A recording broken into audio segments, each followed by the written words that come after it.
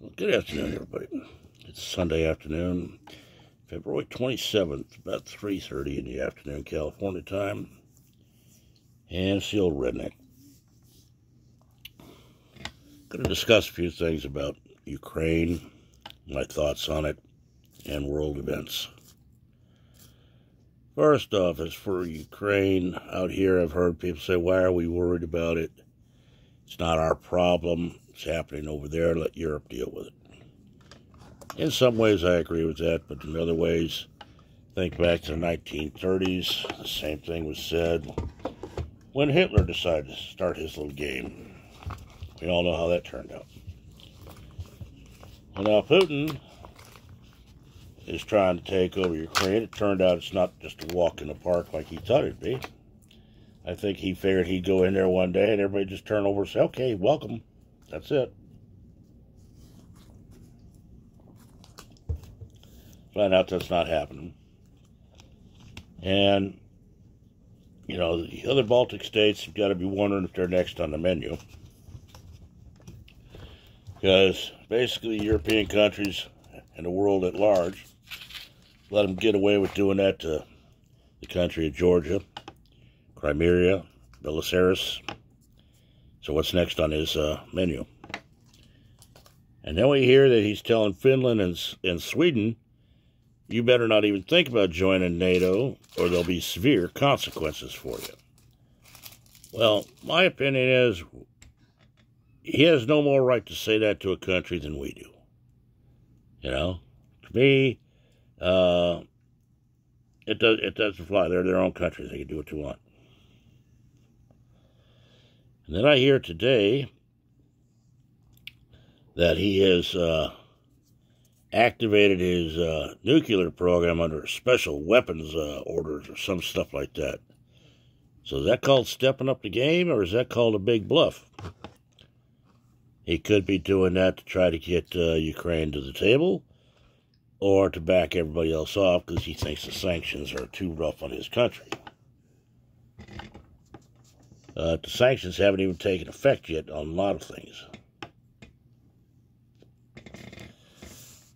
But he thought he had the backing of his own people, and we found out he doesn't because he's arresting people left and right for protesting in Russia. He thought he'd walk right through Ukraine like it's just a walk down the park. He's finding out that's not happening the way he wanted it to.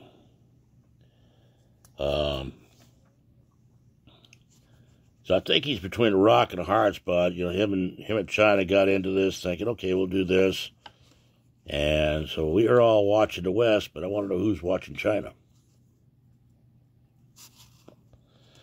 Supposedly China offered to offset his financials and all that, then I hear they're cutting back his lending ability, his borrowing ability. To me, that sounds like a double cross. But what do I know? I do wonder about the Canadians, though. You know, most every country has banned Russian planes of any kind coming into their airspace, but Canada's letting them fly on in. Okay? I don't understand that. But that's the Canadians' problem, not ours. But as for how we got this way, how we got this far, a lot of it is NATO's and the U.S.'s fault. Because we've been kind of foo-fooing everything Putin does without any repercussions and all that. And yeah, here in the U.S., Biden shut down all our fucking production as far as oil and gas. So now we have to buy oil and gas from other countries like Russia, OPEC, China, or wherever we get it from. You know, when we could be energy sufficient on our own. But Biden and his idiots in Congress that like that Green New Deal seem to think renewable energy is the way to go. Yeah, right, bite my left toe. I would have said something stronger, but my wife is working on sensitivity classes for me. It's not working. Try for a little humor there.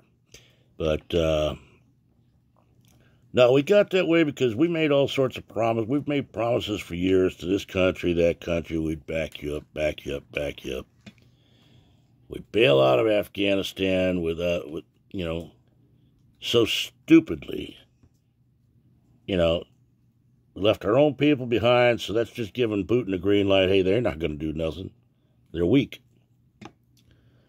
We tell Ukraine we're going to send you defensive weapons, then we put them on the slow roll to get them there. Then all of a sudden, oh, well, we're sending them $350 million in aid. Well, how's it going to get there when the airspace is closed? How are you going to get them there? Kind of hard to fly cargo planes in there to land or to airdrop this stuff if they're just going to get shot down getting into the country. Gee, I guess our military minds really thought this one out. Frankly, my prayers go out to the Ukrainian people. I got a lot of respect for what they're doing. At least their president didn't cut and run. He's still out there wandering around, propping up his people and urging them to fight, and he's right there alongside them. I wonder if anybody thinks Biden would do that, or any members of our Congress. Frankly, I think they'd be hunting for a deep hole and say, oh, save me, save me, save me. Then you got over in the South China Sea, a destroyer goes through the Taiwanese Straits, and China's calling it provocation. What the hell is people thinking? Are they trying to just create mayhem? But to the Ukrainian people, my prayers go out to you. May this get over with you still having a country of your own. May the world wake up and realize they got to slap Putin down hard. May his own billionaires that are being hurt by the sanctions take him out of office, if it's possible. Because we do not need another dictator with nuclear arms. We do not need a major world war. But people gotta quit lying to each other. That's all there is to it. But that's my rant for today. I hope everybody in Ukraine tries to be as safe as they can. Keep your heads down. Defend what's yours. May the Russians wake up and decide, we're going to go take our toys and go home. But I don't know if that's going to happen. It's day 4 and they're still fighting. But my prayers go out to them.